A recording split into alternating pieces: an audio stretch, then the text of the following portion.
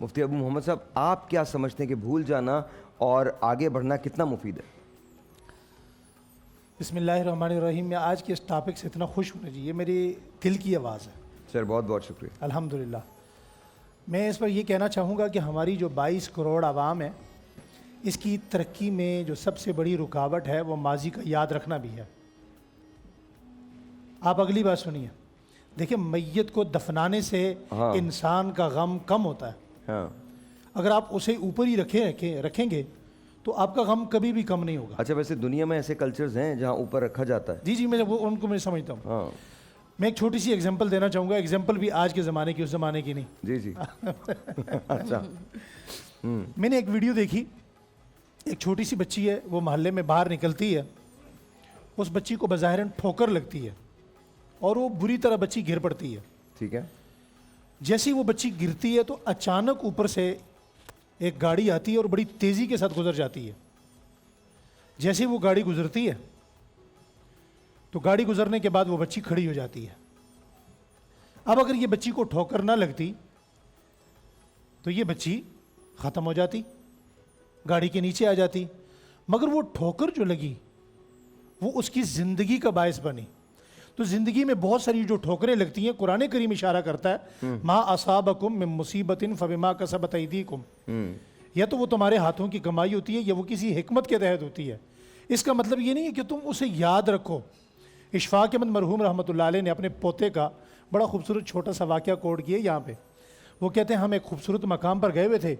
اچانک دیکھا کہ صبح جب ہم اٹھے، روشنی ہوئی تو باہر زبردست قسم کا موسم ہے، ہریالی ہے، باد و براں ہے، سنو فال ہے.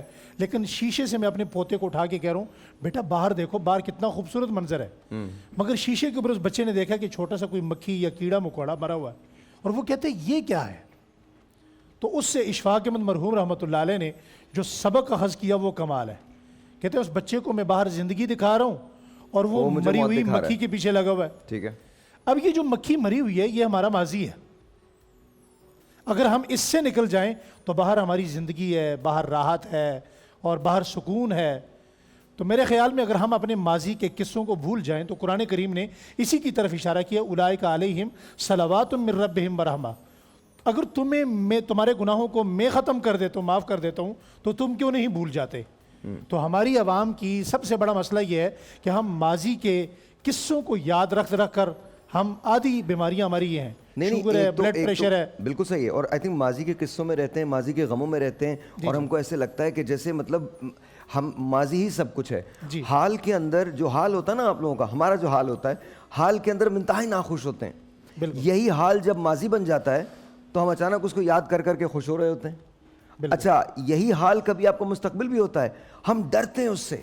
ہم بہت زیادہ فیئر کے اندر ہوتے ہیں کہ پتہ نہیں کیا ہو جائے گا. کیا ہم اپنے اگر حال کو خوبصورت بنا لیں، ہمارا جو ماضی ہے وہ بھی خوبصورت ہوگا، ہمارا فیوچر جو ہے وہ بھی اچھا ہو جائے گا. بالکل.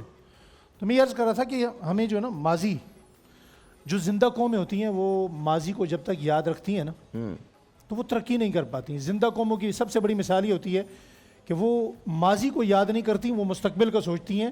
ماضی سے سیکھتی ضرور ہے. ماضی سے سیکھنا بھی چاہیے اور یاد بھی رکھنا چاہیے. بالکل. قوموں کو یاد رکھنا چاہیے ماضی. دیکھیے آپ تمام لوگ، دیکھیے میں یہ سمجھتا ہوں کہ اگر ہم اپنی غلطیوں سے سیکھیں گے نہیں تو ہم آگے پروگرس نہیں کر سکتے. بالکل. ایٹ دا سیم ٹائم اگر میں اپنے ماضی کو یاد نہیں رکھوں گا تو بھی میں آگے پروگرس نہیں کر سکوں گا. مجھے اپنے ماضی کو یاد رکھنا ہے، اپنے اسلاف کو یاد رکھنا ہے، ان تمام لوگوں کو یاد رکھنا ہے جنہوں نے میرے ملک کے لیے کام کیا ہے، میرے لیے کام کیا، بنی نوع انسان کے لیے کام کیا ہے. But at the same time جو میرے غم ہے، میرے دکھ ہے، میری تکالیف ہیں، ان کو مجھے بھولنا پڑے گا. کیونکہ میں ان تکلیفوں کے ساتھ مرا نہیں ہوں، میں زندہ ہوں. اور جب تک میں ایک ریڈیو پہ ایک بات کہتا ہوں ہمیشہ کہ nothing went wrong if you are not dead. یعنی کچھ غلط نہیں ہوا اگر آپ مرے نہیں ہیں. اور یہ بات درست ہے. جب تک آپ زندہ ہیں امید قائم ہے، اور امید پہ سب کچھ ہے. امید پہ سب کچھ ہے. جی، اس جملے کو آپ یوں کہہ لیں کہ جو اپنے ماضی سے سیکھتے ہیں نا جی، وہ مر کر بھی زندہ رہتے ہیں. وہ مر کر بھی زندہ رہتے ہیں. آپ کے میرے کہیں اختلافات ہیں. مجھے مر کے زندہ رہنے کا کوئی شوق نہیں ہے. میں سمجھتا ہوں جب میں مر گیا تو میری کہانی بھی دفناؤ، مجھے بھی دفناؤ، اینڈ we're done. ان کا نام زندہ رہتا ہے. سر نام بھی اللہ کا ہے، خدا کا نام ہے. علامہ اقبال دنیا سے چلے گئے. نہیں سر، وہ علامہ اقبال بہت بڑے آدمی ہیں. میں تو یہ چاہوں گا کہ میرے بعد کم از کم مجھے ریسٹ دیا جائے. میں نے کافی نام کما لیا. میں یہاں ایک بات کو نہیں مفتی صاحب میں کوئی اور بات کر رہا جی ہوں, میں اجازت دیجیے مجھے. میں نے بڑا نام کما لیا, میں چاہوں گا کہ میرے مرنے کے بعد مجھے پلیز یاد نہ کریں. اٹس اوکے, مجھے نہیں چاہیے کوئی, نہ مجھے آپ کی مرنے کے بعد ستائش چاہیے, نہ یہ چاہیے میں اچھا تھا یا برا تھا.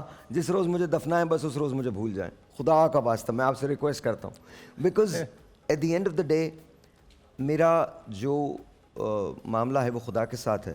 میں خدا کے حضور پیش ہوں گا, اللہ کرے میں وہاں کامیاب ہو جاؤں.